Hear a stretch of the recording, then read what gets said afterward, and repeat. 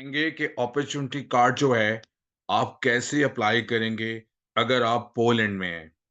तो ये वेबसाइट है, अगर आप पोलैंड में स्टूडेंट हैं या आप वहाँ पे वर्क परमिट पे हैं और जर्मनी आना चाहते हैं, ये अपॉर्चुनिटी कार्ड उन लोगों के लिए है जो कि नॉन ईयू नेशनल हैं। मतलब आप पाकिस्तानी हैं, इंडियन हैं, बांग्लादेश से हैं और आप इस वक़्त पोलैंड में स्टडीज़ कर रहे हैं या आप वहाँ पे वर्क परमिट पे हैं या कुछ भी है, आप आगे जर्मनी आना चाहते हैं, आप चाहते हैं कि जर्मनी एक बड़ी मार्केट है और जर्मनी में आप अपना एक फ्यूचर बनाना चाहते हैं और जर्मनी में अपॉर्च्युनिटी ज़्यादा है। ऑफ़ कोर्स यूरोप की सबसे बड़ी इकॉनमी है, दुनिया की चौथी बड़ी इकॉनमी है, तो आप अपनी किस्मत को आज़माना चाहते हैं कि यहाँ पे बहुत ज़्यादा जॉब्स हैं, तो ज़रूर अप्लाई करना चाहिए। तो वीज़ा अपॉर्च्युनिटी कार्ड हम जाते हैं, देखते हैं कि क्या-क्या इन्फॉर्मेशन है। अगर आप पोलैंड में हैं, तो visa section of the embassy in Warsaw में होगी, जो कि रिस्पॉन्सिबल है।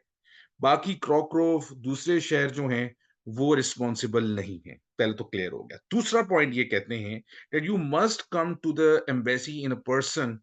आपको खुद आना पड़ेगा, all the necessary documents to apply. To may to do this make an appointment. आप यहाँ से भी अपॉइंटमेंट अप्लाई कर सकते हैं ऑन इंटरनेट। यहाँ पे भी उन्होंने ये फैसिलिटीज दी हुई है। अच्छा, थर्ड पॉइंट क्या है? Your application can be accepted, documents are completed. ये बड़ी जबरदस्त बात है। अगर डॉक्यूमेंट्स आपके कंप्लीटेड है, फिर वो एप्लीकेशन आपकी एक्सेप्ट करेंगे, अदरवाइज आपकी फीस कुछ भी नहीं होगा। समटाइम्स होता है कि आपकी एप्लीकेशन सबमिट हो जाती है, आपके कुछ डॉक्यूमेंट्स पूरे नहीं होते, तो आपकी फीस भी ज़ाया होती है। तो इसमें फीस होने ज़ाया होने के चांसेस भी नहीं है। कंप्लीट उस वक़्त होगी, उसी वक़्त आपको वो ऑफिशियली करेंगे। Document must be submitted in origin with the copy of each and foreign language document must be submitted with an officially German translation भी ज़रूरी है। फीस इसकी 400 ज़लोते पॉलिश में होगी या 75 euro depending on exchange rate. इस charge for processing of a visa application the fees is payable in cash when applying in Polish zloty. तो Polish ज़लोटे 400 देना पड़ेगा। 400 तकरीबन मेरे ख्याल से कोई 75 यूरो नहीं, मतलब ज़्यादा बनते हैं। अब आप एक्सचेंज रेट आप कर लेना, आप देख लेना खुद क्या है। This is a processing fees है and this is no entitlement to reimbursement in the event of rejection और विड्रॉल ऑफ द एप्लीकेशन। की फीस वापस नहीं होगी। अगर आप एप्लीकेशन विड्रॉ करना चाहते हैं, रिजेक्ट होते हैं, रिजेक्ट भी हो सकती है, तो फीस जो है वो एक दफ़ा पे होगी तो हो गई। If you want to take up work in Germany on the basis of the foreign university on vacation training, you can apply for the UNDERTRO. Apply for an opportunity card ये है, तो ये आपको जो मिलेगा वो साल के लिए मिलेगा। Initially जो है वो granted for a maximum of 1 year with a positive extension in Germany. The opportunity card allows the taking of the secondary। आप 20 hours इसमें काम अलाउ आपको है। ये देखें ना, 20 घंटे इसमें काम अलाउ है। The possibility of trial work and which must not be constitute the main purpose of the stay. General information about the opportunity and requirement can be founded. यहाँ पे भी है, ये इनकी ऑफिशियल वेबसाइट है। इस पे मैं एक अलग वीडियो बनाऊंगा और उसमें बताऊंगा आपको कि क्या क्या है प्रोसीजर है। हेल्थ इंश्योरेंस ऑफ कोर्स बहुत जरूरी है, ये आपको करनी पड़ेगी। Have a degree recognised in Germany. आपको इनकी ये वेबसाइट जो है, एना बीन डेटाबेस और इंडिविजुअल रिकॉग्नाइज, यहाँ पे आपको देखना पड़ेगा कि आपकी डिग्री रिकॉग्नाइज है या नहीं है। तो अगर आपने पोलैंड से डिग्री की है, तो मेरे ख़्याल से आपको देखना पड़ेगा कि वो रिकॉग्नाइज़ है, नहीं है। तो पोलैंड से की होगी तो मेरे ख़्याल से वो रिकॉग्नाइज़ ही होगी। अगर अगर फ़र्ज़ करें आपने डिग्री नहीं कंप्लीट की, पाकिस्तान, इंडिया, बांग्लादेश, नेपाल और श्रीलंका से अगर आपने की है, तो आपको अपने चेक करना पड़ेगा यहाँ पे। फिर अगर नहीं है, तो फिर आपको यहाँ से ये अदारा है, यहाँ से आपको चेक करवाना पड़ेगा और फिर इनकी रिक्वायरमेंट्स पूरी करनी पड़ेगी, फिर आप अप्लाई कर सकेंगे। अदरवाइज़ ये इनकी रिक्वायरमेंट, अदरवाइज़ वो एक्सेप्ट नहीं होगा आपका। तो according to the point obtain 6 point आपने करने हैं। लैंग्वेज स्किल्स है, प्रोफेशनल एक्सपीरियंस है, एज के भी पॉइंट्स है, कनेक्शन टू जर्मनी है।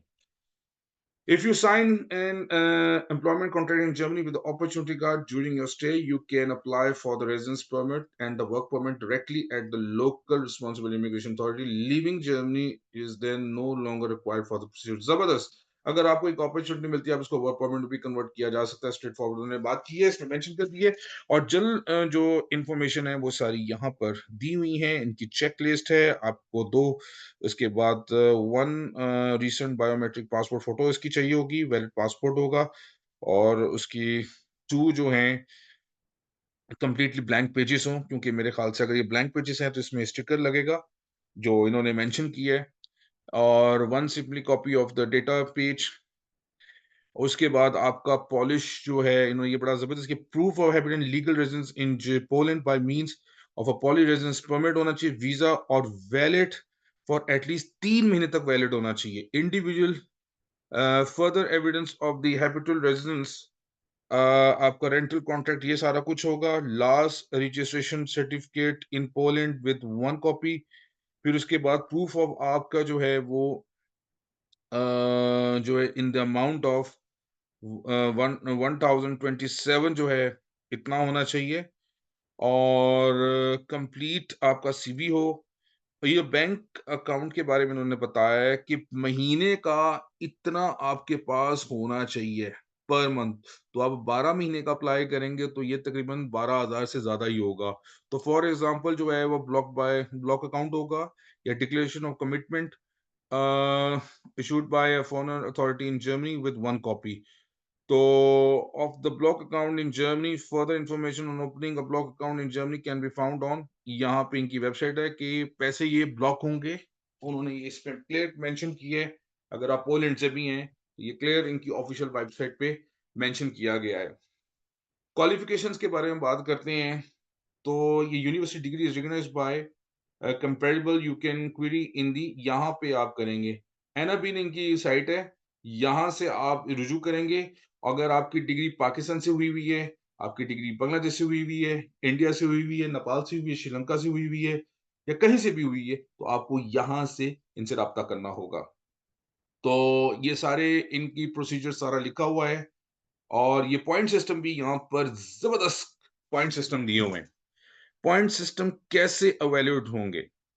अगर आपकी एज अप टू 35 साल है, तो 2 हैं, 35-40 के दरमियान है तो 1 पॉइंट मिलेगा। प्रीवियस स्टे इन जर्मनी 6 महीने अगर आप रहे हुए हैं, तो आपको 1 पॉइंट मिलेगा। वाइफ भी अप्लाई करती हैं तो 1 पॉइंट मिलेगा। First professional qualification shortage 1 point मिलेगा। 2 साल का experience 2 point, professional experience 3 point, अगर आपने इंग्लिश C1 किया है तो 1 पॉइंट, और सफिशिएंट जर्मन लैंग्वेज A2 की है तो 1 पॉइंट मिलेगा। मतलब A1 अगर आपने किया तो उसका कोई पॉइंट नहीं है। जर्मन A1 आपने किया उसका कोई पॉइंट नहीं है। A2 किया तो 1 पॉइंट है। ऑफिशियली वेबसाइट पे लिखा हुआ है क्लियर।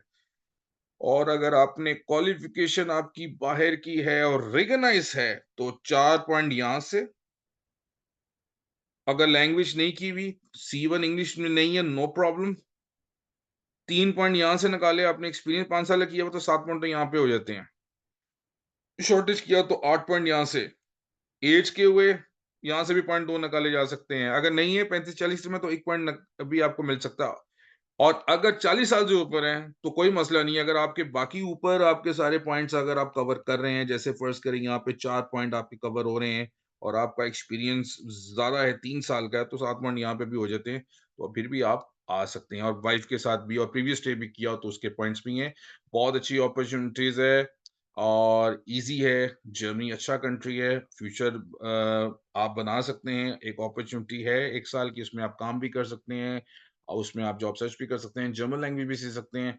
और अगर आपको 1 साल में लगता है कि आप वहाँ पे सेटल डाउन हो सकते हैं, तो आप इसको व अगर आपको एक अपॉर्च्युनिटी अच्छी मिल जाती है, तो आप इसको वर्क परमिट में भी कन्वर्ट किया जा सकता है। आपकी कोई भी राय हो तो आप ज़रूर अपने क्वेश्चंस पूछ सकते हैं, और मेरे चैनल को आपने सब्सक्राइब ज़रूर करना है। Thank you.